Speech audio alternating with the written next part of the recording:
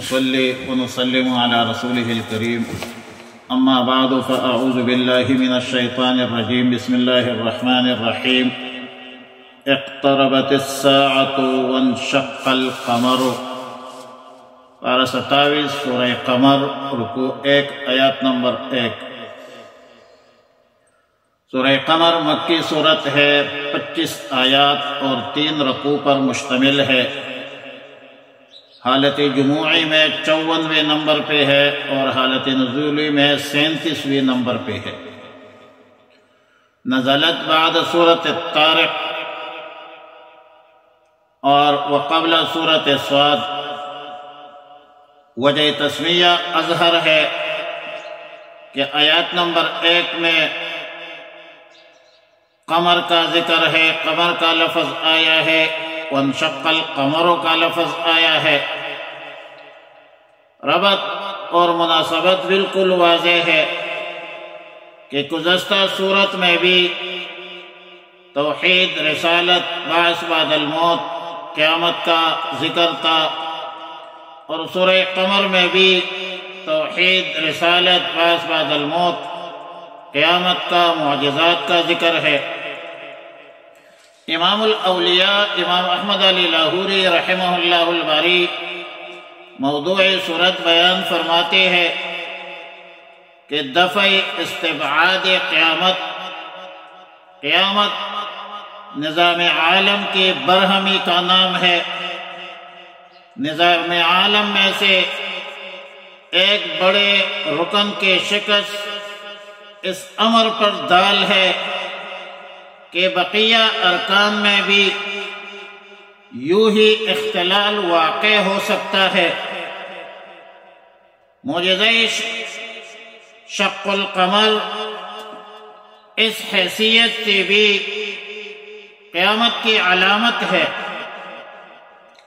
کہ جس طرح اس وقت چاند کے 2 ٹکڑے ہو گئے تھے اللہ کی قدرت سے، تو بروز قیامت بھی سارے سیاروں اور ستاروں کا ٹکڑے ہو جانا کوئی امر مستبعد نہیں ہے۔ کفار مکہ نے رسول اللہ صلی اللہ علیہ وسلم سے کوئی معجزہ طلب کیا تو اللہ رب العالمین نے رسول رحمت للعالمین کی حقانیت اور رسالت کے ثبوت کے طور پر معجزہ شق القمر ظاہر فرمایا۔ احادیث صحیحہ میں صحابہ کرام کی ایک قوی جماعت اس روایات کو نقل کرتے ہیں، جن میں سیدنا عبداللہ ابن مسعود رضی اللہ تعالیٰ عنہ، عبداللہ ابن عمر رضی اللہ تعالیٰ عنہ، جبیر ابن مطعم رضی اللہ تعالیٰ عنہ، عبداللہ ابن عباس رضی اللہ تعالیٰ عنہ، انس ابن مالک رضی اللہ تعالیٰ عنہ وغیرہ شامل ہے۔ سیدنا عبداللہ ابن مسعود رضی اللہ تعالیٰ عنہ فرماتے ہیں کہ اپنے موجودگی میں، انہوں فرماتے ہیں کہ میں نے اپنے موجودگی میں اپنے آنکھوں سے شق القمر کا معجزہ، شق القمر کا مشاہدہ کیا ہے۔ اور امام طحاوی رحمہ اللہ الباری، حافظ مادودین ابن کثیر رحمہ اللہ نے شق القمر کے روایات کو متواتر قرار دیا ہے۔ واقعہ شق القمر کا خلاصہ یہ ہے کہ رسول اللہ صلی اللہ علیہ وسلم مینا کے مقام پر مکہ مکرمہ میں تشریف فرما تھے۔ مشرکین مکہ نے رسول اللہ صلی اللہ علیہ وسلم سے رسول اللہ صلی اللہ علیہ وسلم کے رسالت و نبوت کی نشانی طلب کی، اور چاند رات تھی تو چاند 2 ٹکڑے ہو کر ایک طرف مشرق کی طرف، ایک ٹکڑا مشرق کی طرف، دوسرا ٹکڑا مغرب کی طرف چلا گیا، اور چاند کے دونوں ٹکڑوں کے درمیان پہاڑ حائل نظر آنے لگا۔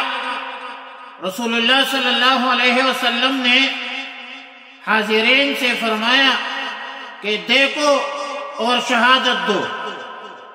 جب سب لوگوں نے صاف طور پر یہ شق القمر کا معجزہ دیکھ لیا تو پھر یہ دونوں ٹکڑے آپس میں مل گئے۔ اب ظاہر ہے کہ اس کھلے اور صاف معجزہ کا انکار تو کسی آنکھوں والوں سے ممکن نہیں ہے، مگر مشرکین کہنے لگے کہ رسول اللہ صلی اللہ علیہ وسلم سارے جہان پر تو جادو نہیں کر سکتے، ملک کے مختلف اطراف و اکناف سے آنے والوں کا انتظار کرو۔ اور بیہقی، ابو داؤد اور طیالسی میں سیدنا عبداللہ ابن مسعود رضی اللہ تعالیٰ عنہ سے روایت ہے کہ بعد میں تمام اطراف و اکناف سے آنے والے مسافروں سے لوگوں نے پوچھا، لوگوں نے سرچ کیا، تحقیق کی، تو سب لوگوں نے اعتراف کیا کہ ہم نے چاند کو دو ٹکڑے ہوئے دیکھا۔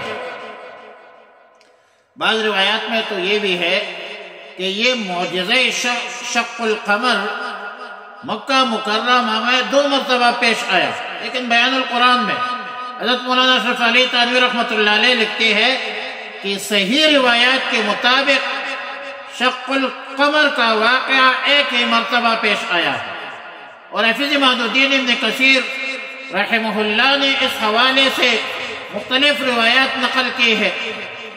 بخاری شریف میں سیدنا انس ابن مالک رضی اللہ تعالی عنہ سے روایت ہے کہ ان اہل مکہ سألوا رسول اللہ صلی اللہ علیہ وسلم ان یریہم آیۃ ما رآہم القمر بشقین حتی رأوا حراء بینہما۔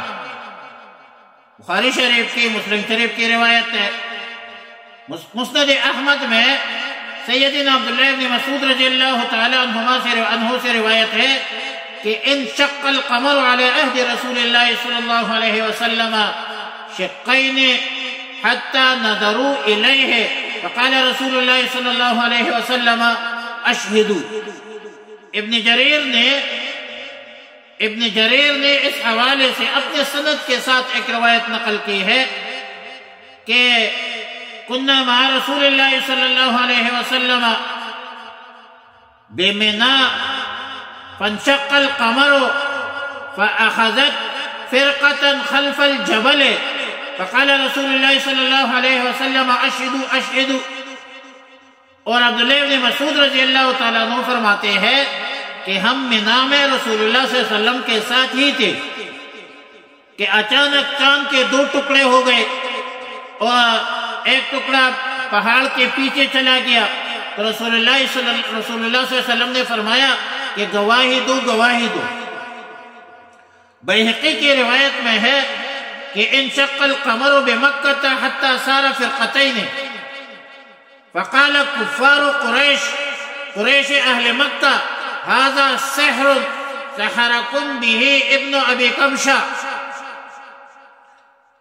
انظر السفارہ فإن كانوا رأوا ما رأيتم فقد صدقا وإن كانوا لم يروا مثل ما رأيتم فهو سحر سحركم به۔ فسئل السفار قال وقدموا من كل جهة فقالوا رأينا۔ یہ اس کے روایات کی جو تفصیل ہے وہ یہی۔